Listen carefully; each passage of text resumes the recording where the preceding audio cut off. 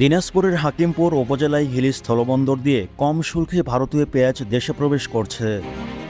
মঙ্গলবার ১৭ সেপ্টেম্বর সন্ধ্যায় ৪টি ট্রাকের মাধ্যমে ১২৩ মেট্রিক টন পেঁয়াজ দেশে প্রবেশের মধ্য দিয়ে আমদানি শুরু হয়।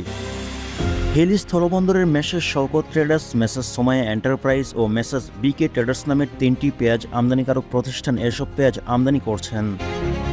হিলি স্থলবন্দরের ব্যবসায়ীরা জানান, ভারতে পেঁয়াজ সরবরাহ বৃদ্ধি পাওয়ায় চলতি মাসে ১৩ সেপ্টেম্বর পণ্যটি রপ্তানিতে ৪০% শুল্ক থেকে ২০% এবং রপ্তানি মূল্য টন প্রতি $৫৫০ থেকে $১৪৫ কমিয়ে $৪০৫ নির্ধারণ করে বিজ্ঞপ্তি প্রকাশ করে দেশটির বাণিজ্য মন্ত্রণালয়।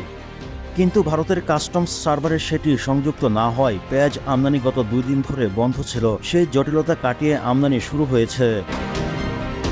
এদিকে গত বছর ৮ ডিসেম্বর থেকে ৩১ মার্চ পর্যন্ত অভ্যন্তরীণ সংকটের অজুহাতে পেঁয়াজ রপ্তানি বন্ধ করে দেয় ভারত সরকার। টিম টিআরসি হৃদয়ে ধারণ করে বাংলাদেশ।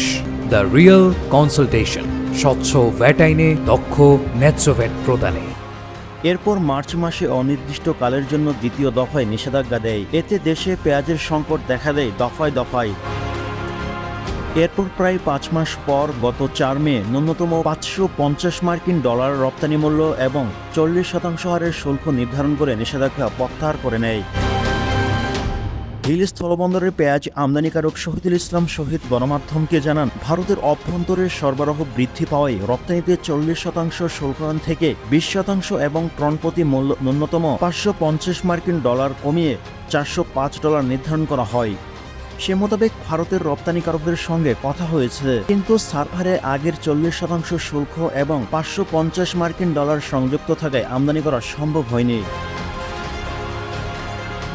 মঙ্গলবার বিকেলে সে জটিলতা কাটিয়ে বন্দর দিয়ে আমদানি শুরু হয়েছে। নতুন নিয়ম সার্ভারে সংযুক্ত হয় টন প্রতি ১০ থেকে ১৫ টাকা আমদানি খরচ কমেছে।